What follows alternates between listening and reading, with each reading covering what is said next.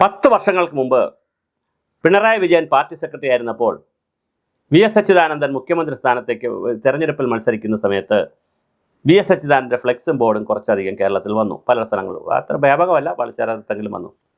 അന്ന് പിണറായി വിജയൻ ഒരു വാക്യം പറഞ്ഞായിരുന്നു. അത് പാർട്ടി കമ്മിറ്റിയിലും പറഞ്ഞു, പരസ്യമായും പറഞ്ഞായിരുന്നു. ജീവിച്ചിരിക്കുന്ന ആളുകളുടെ ഫ്ലെക്സ് വെച്ചുകൊണ്ടുള്ള ഈ പരിപാടി നല്ലതല്ല. കമ്മ്യൂണിസ്റ്റ് പാർട്ടിയിൽ ഒരു കാരണവശാലും ഇത് അനുവദനീയമല്ല. പാർട്ടി അത് വിശദമായി പരിശോധിക്കും എന്ന് പിണറായി വിജയൻ അന്ന് പറഞ്ഞു. അന്ന് വലിയ കയ്യടി കിട്ടുകയും ചെയ്തു. പിന്നെ ആരും അങ്ങനെ വി.എസിൻ്റെ ഫ്ലെക്സ് വയ്ക്കാൻ പോയുമില്ല. അതിന് മുമ്പാണെങ്കിൽ വി.എസിന് മുമ്പാണെങ്കിൽ EMS, AKG പിന്നെ അങ്ങനെ തുടങ്ങിയിട്ടുള്ളവരുടെ ബോർഡ് വയ്ക്കും. അതിന് കുറച്ചുകൂടെ പിറകിലോട്ട് പോയാൽ കാറൽ മാർക്സ്, ഏംഗൽസ്, ലെനിൻ ഇവരുടെയൊക്കെ പടങ്ങൾ കമ്മ്യൂണിസ്റ്റ് കാര്യങ്ങളുടെ സമ്മേളനത്തിലും പരിപാടികളിലൊക്കെ കാണാറുണ്ട്. സമ്മേളനത്തിലൊക്കെ തീർച്ചയായും ഇവരുടെ എല്ലാം ചിത്രം കാണാറുണ്ട്. പി. കൃഷ്ണപിള്ളയുടെ ചിത്രം കാണാറുണ്ട്, M. N. ഗോവിന്ദൻ നായർ, ഇങ്ങനെ ഇവരുടെയൊക്കെ ചിത്രങ്ങളും ഫ്ലെക്സും ഒക്കെ പഴയത് കാണാറുണ്ട്. പക്ഷേ ഇതിലൊക്കെ വലിയ വിലക്ക് ഏർപ്പെടുത്തിയ ആളാണ് പിണറായി വിജയൻ. അതേ പിണറായി വിജയൻ 222 കോടി രൂപ, 222 കോടി എന്ന് പറഞ്ഞാൽ എത്ര പൈസയായെന്നറിയാവോ? എത്ര ആളുകൾക്ക് വീട് വെച്ച് കൊടുക്കാം, എത്ര പേർക്ക് റേഷൻ കൊടുക്കാം, എത്ര കുടിവെള്ള പദ്ധതി നടപ്പിലാക്കാം, എത്ര കുട്ടികൾക്ക് പുസ്തകം കൊടുക്കാം. 222 കോടി ചെറിയ പൈസയല്ല. 222 കോടി രൂപ, അല്ല 120 കോടി രൂപ കിഫ്ബിയിൽ നിന്നും, PRD ഒരു 100 കോടി രൂപ, പിന്നെ 10-20 കോടി രൂപ, 10-12 കോടി രൂപ ഇങ്ങനെ പല സ്ഥലങ്ങളിൽ നിന്നായിട്ട് പൂൾ ചെയ്തിട്ട് 222 കോടി രൂപയ്ക്കാണ് ഒരു മുദ്രാവാക്യം ഇറക്കിയത്. ഞങ്ങളല്ലാതെ മറ്റാരുണ്ട്. അതിൻ്റെ എന്നിട്ട് ഒരാളിൻ്റെ പടവും വെച്ചിട്ടുണ്ട്, പിണറായിയുടെ വലിയൊരു ഫോട്ടോയും വെച്ചിട്ടുണ്ട്. അതിൻ്റെ അർത്ഥം, അതിൻ്റെ ഇന്നർ മീനിങ്, ഞാനല്ലാതെ മറ്റാരുണ്ട്. 10 വർഷം മുമ്പ് വി.എസിൻ്റെ ഫ്ലെക്സ് വെച്ചതിന് ബഹളം ഉണ്ടാക്കിയ അതേ പിണറായി വിജയനാണ് 10 മീറ്റർ ഇടപെട്ട് കേരളത്തിൽ അങ്ങോളം ഇങ്ങോളം ഫ്ലെക്സ് വെച്ചത്. എല്ലാ ട്രാൻസ്പോർട്ട് ബസ്സിലും പരസ്യം കൊടുത്തു, ചാനലുകൾ വഴി കൊടുത്തു, പത്രങ്ങൾ കൊടുത്തു, സകലയിടത്തും ഞാനല്ലാതെ മറ്റാരുണ്ട്. ഒരുതരം മല്ലയുദ്ധത്തിന് വിളിക്കുന്നത് പോലെ. അത് ജനാധിപത്യത്തിലെ വലിയൊരു അശ്ലീലമായിരുന്നു. 20 ലക്ഷം ടൺ ഇപ്പോഴും പച്ചക്കറി പുറത്ത് തമിഴ്നാട്ടിൽ നിന്ന് വാങ്ങുന്ന നമ്മൾ പരസ്യം കൊടുത്തത് പച്ചക്കറിയിൽ സ്വയം പര്യാപ്തി നേടിയെന്നാണ്. അത് കൃഷി വകുപ്പിന് അതിനെക്കുറിച്ചൊന്നും അറിവില്ലാത്തതുകൊണ്ട് അവർ കൈ കഴുകി PR ഏജൻസി എഴുതിയതാണ്. റേഷൻ ഫുഡ് സേഫ്റ്റി ബില്ല് വന്നതിന് ശേഷം റേഷൻ ഒരുപാട് പരിമിതപ്പെടുത്തി. ഒരുപാട് ആളുകൾക്ക് റേഷൻ കിട്ടുന്നില്ല.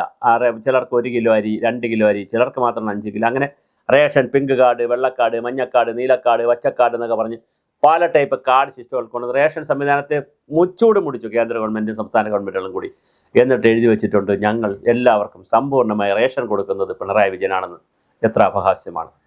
കൂടംകുളം പദ്ധതി അടക്കമുള്ള സകല പദ്ധതികൾ, കൂടംകുളം പദ്ധതി വേണമെന്നുള്ള അഭിപ്രായക്കാരനല്ല ഞാൻ. അതിന് പരിസ്ഥിതി രംഗത്ത് നോക്കുമ്പോൾ എനിക്ക് വേറെ അഭിപ്രായമുണ്ട്. എന്നാൽ അത് ഉൾപ്പെടെ എല്ലാ പദ്ധതികളെയും എതിർക്കുകയും ഒരു ജലവൈദ്യുത പദ്ധതി വരാനും സമ്മതിക്കാതെയൊക്കെ ചെയ്ത് വേണ്ട ബഹളം ഉണ്ടാക്കി അദാനിയെ പോലുള്ള പിന്നെ കോർപ്പറേറ്റുകൾ ഉണ്ടാക്കുന്ന കറണ്ട്, തെർമൽ കറണ്ട് നല്ല പൈസ കൊടുത്ത് മേടിച്ച് ഇവിടെ നാട്ടുകാർക്കെല്ലാം കൊടുത്തിട്ട് പറയുന്നു, ഞങ്ങൾ കറണ്ടിൽ സ്വയം പര്യാപ്തിയായി.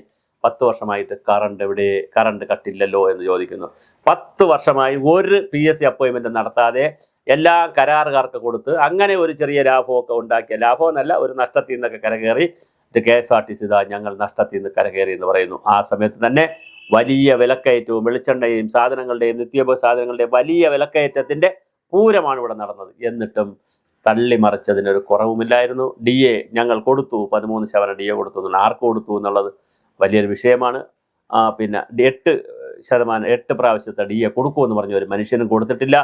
അതുപോലെ തന്നെ ശമ്പള പരിഷ്കരണം പറഞ്ഞു, കൊടുത്തില്ല, ഒന്നും നടന്നില്ല.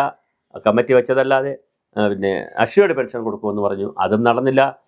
മെഡിസെപ്പ് എല്ലാവരുടെയും പരാതിക്കും പിന്നെ വിമർശനത്തിനിടയായിക്കൊണ്ട് മെഡിസെപ്പ് നടപ്പിലാക്കുന്നു. ഇങ്ങനെയൊക്കെ വളരെ കുതന്ത്രപരമായ കാര്യങ്ങൾ ചെയ്യുമ്പോഴും വീട്ടിൽ പോയി ചോദിച്ചാൽ മതി എന്ന് പറയുന്നു, ഇറങ്ങിപ്പോടാന്ന് പറയുന്നു, തന്തയ്ക്ക് വിളിക്കുന്നു, ഡാഷ്മോനെ ഒരു മുഖ്യമന്ത്രി പറഞ്ഞാൽ അതേ ഭാഷയിൽ മുഖ്യമന്ത്രിക്ക് മറുപടി പറയുന്നു. അങ്ങനെ എല്ലാ വിധത്തിലും സകല വിധത്തിലും ധാർഷ്ട്യവും ഒരു തൻപോരുമയും തൻപ്രമാണിത്വവും ഒക്കെ കാണിച്ചിട്ട് ഇപ്പോഴിതായിരുന്നു 30-35 സീറ്റ് കുറയൂ എന്നൊക്കെ പറഞ്ഞ് എണ്ണാൻ തുടങ്ങിയിട്ടുണ്ട്. എന്തായാലും ഞാനല്ലാതെ മറ്റാരുണ്ട് എന്നൊരു ചോദ്യം ഈ തെരഞ്ഞെടുപ്പിന് ശ്രീ പിണറായി വിജയൻ ചോദിച്ചു. അതൊരു വലിയ രാഷ്ട്രീയ അശ്ലീലമാണ്, ജനാധിപത്യ അശ്ലീലമാണ്, ജനാധിപത്യ വിരുദ്ധമാണ്. ഒരിക്കലും നമുക്ക് ദഹിക്കാത്തതാണ്, ഒരിക്കലും നമുക്ക് ഉൾക്കൊള്ളാൻ കഴിയാത്തതാണ്. ജനങ്ങൾ ചിലപ്പോൾ വോട്ട് ചെയ്ത് ജയിപ്പിച്ചെന്നിരിക്കും, അത് വേറെ വിഷയം. അതും ഇതുമായിട്ടല്ല ഞാനീ പറയുന്നത്. പക്ഷേ പൊതുജനസാമാന്യത്തിൻ്റെ മുന്നിൽ, പൊതുജനങ്ങളുടെ മുന്നിൽ അപഹാസിതമാകുന്ന ഒരു ക്യാരക്ടറായി പിണറായി വിജയൻ മാറി എന്നുള്ളത് അദ്ദേഹത്തിന് വേണ്ടി PR വർക്ക് ചെയ്തു കൊടുക്കുന്ന PR ഏജൻസികൾ കാശിന് വേണ്ടി ചുറ്റും നിന്ന് അദ്ദേഹത്തിന് തീയിട്ട് കൊടുത്തു. ആ തീയിൽ അദ്ദേഹം, ആ ചൂടിൽ അദ്ദേഹം കാഞ്ഞു, നല്ല വെയിൽ കൊണ്ടു, നല്ല സുഖിച്ചു, നല്ല ആനന്ദ നൃത്തമാടി. പക്ഷെ അതിലൂടെ അപഹാസിതമായത്, താൻ വസ്ത്രം ധരിച്ചിട്ടില്ലെങ്കിലും വസ്ത്രം ധരിച്ചിട്ടുണ്ട് എന്നുള്ള, ആഭരണങ്ങളെല്ലാം ധരിച്ചിട്ടുള്ള ധാരണയിൽ രാജ്യത്തെ ജനങ്ങളെ കാണാൻ ഇറങ്ങിയപ്പോൾ എങ്ങനെയുണ്ടെന്ന് ചോദിച്ചപ്പോൾ, അതുവരെ രാജാവിനെ വിവസ്ത്രനായി കാണാൻ ഭാഗ്യമില്ലാതിരുന്ന ജനത ആദ്യമായി കണ്ടപ്പോൾ ഓരോ ശരീരത്തിൻ്റെ ഓരോ അവയവങ്ങളുടെ വലിപ്പവും സുഖവും വണ്ണവും വീതിയും ഒക്കെ അളന്നു, മനോഹരമായിരിക്കുന്നു രാജാവേ എന്ന് പറയുമ്പോൾ കൊച്ചുകുട്ടിയാണ് പറഞ്ഞത്, അങ്ങ് നഗ്നനാണ്, അങ്ങ് പോയി കണ്ണാടിയിൽ നോക്കണമെന്ന് പറഞ്ഞത്. എന്ന് പറഞ്ഞതുപോലെ കേരള പൊതുസമൂഹത്തിൻ്റെ ജനാധിപത്യ കണ്ണാടിയിൽ വന്ന് ഒരു അശ്ലീലം, ഒരു നഗ്ന പ്രദർശനം നടത്തിയിരിക്കുകയാണ്. അങ്ങ് അതാരും നോക്കിയില്ല എന്നുള്ളത് വളരെ ഗുരുതരമായ ഒരു ഭാഗമാണ്. ഇനി ജനങ്ങളത് നോക്കിയിട്ടുണ്ടോ, ജനങ്ങളത് അക്കൗണ്ടിലെടുത്തിട്ടുണ്ടോ, ജനങ്ങളത് കൺസിഡർ ചെയ്തിട്ടുണ്ടോ എന്ന് നമുക്ക് റിസൾട്ട് വരുമ്പോൾ അറിയാം. കൺസിഡർ ചെയ്തിട്ടില്ലെങ്കിൽ ജനമേ നിന്റെ വിധി. ഈ അടിമ വ്യവസായത്തിൽ കിത്തിക്കര പക്കിയും അതുപോലെ വീരപ്പനും അങ്ങനെയുള്ള എല്ലാ കൊള്ളക്കാരും അവരൊക്കെ കുറേ നന്മ ചെയ്തവരെന്നാണ് പറയുന്നത്. കാരണം പാവങ്ങൾക്ക് ഒരുപാട്, പട്ടിണി പാവങ്ങൾക്ക് ഒരുപാട് കാര്യങ്ങൾ കൊടുത്തു എന്ന് വിചാരിച്ച് അവരുടെ മറ്റു തിന്മകളെ നമുക്കൊരിക്കലും അംഗീകരിക്കാൻ കഴിയില്ല. ഇവിടെ എന്തെല്ലാം കൊടുത്തിട്ട്, വികസനമെല്ലാം കൊടുത്തു ചെയ്തിട്ട് പറയുന്നു, ദാനം പോലെ ഞങ്ങൾ തന്നില്ലേ? എം എം മണിയുടെ ഭാഷയിൽ ചോദിച്ചാൽ വാച്ച് നക്കിയിട്ട് ഞങ്ങൾക്ക് ഒന്ന് വോട്ട് തരുന്നില്ലേടാ എന്ന് ചോദിക്കുന്നൊരു സമീപനമുണ്ട്. വികസനം ഞങ്ങളുടെ ഔദാര്യമാണ്, കുറേ റോഡും പാലവും കുറേ സ്കൂൾ കെട്ടിടവും കിഫ്ബിയുടെ പൈസയിൽ ഉണ്ടാക്കി വെച്ചിട്ട് ഇതാണ് വികസനം എന്ന് പറയുന്ന ഒരുതരം ബോഗസ് വികസനത്തിൻ്റെ മാതൃകയിൽ മണ്ടയിൽ കയറിയിരുന്നു. ഞങ്ങൾ അമേരിക്കയേക്കാൾ വലുതായി ആരോഗ്യത്തിൽ, ഇനിയിപ്പോൾ അമേരിക്കയെ പോലും നാണിച്ചു പോകും എന്നുള്ള നിലയിൽ വർത്തമാനം പറയുകയും മുട്ടിന് എല്ലാവരും അമേരിക്കയിൽ പോയി ചികിത്സിക്കുകയും ഇനി ഇവിടെ ആരോഗ്യവകുപ്പിനൊന്നും ഒന്നും ചെയ്യാനില്ല, കാരണം നമ്മളെല്ലാം സാച്ചുറേറ്റഡായി വലിയ നിലയിലെത്തി എന്ന് പറഞ്ഞ് ഭക്ഷ്യവകുപ്പ് സ്വയം പര്യാപ്തമായി, ആരോഗ്യവകുപ്പ് വളരെയധികം പ്രശസ്തിയിലെത്തി, വിദ്യാഭ്യാസ വകുപ്പ് സ്വയം പര്യാപ്തമായി, വലിയ ആഗോള സ്ഥാപനങ്ങൾ, ആളുകളെല്ലാം ഇവിടെ പഠിക്കാൻ വരാൻ തുടങ്ങി. ചുരുക്കത്തിൽ നമ്മൾ ഒന്നായി വളരെ വലിയ ആളായി. ഇനി നമുക്കൊന്നും ചെയ്യാനില്ലാത്ത ഒരു സാഹചര്യത്തിലാണ് തമ്പുരാൻ ഇറങ്ങി ചോദിച്ചത്, ഞാനല്ലാതെ മറ്റാരുണ്ട് കാണാനെന്ന്. ഈ മല്ലയുദ്ധത്തിൽ ആരുമാവിൽ വെല്ലുവിളി ഏറ്റെടുത്തിട്ടില്ല. ജനങ്ങളോടാണ് ആ വെല്ലുവിളിച്ചതെങ്കിൽ ജനങ്ങളത് ഏറ്റെടുത്തോ ഇല്ലയോ എന്ന് മെയ് മാസം 9 നമുക്ക് കാത്തിരുന്ന് കാണാം.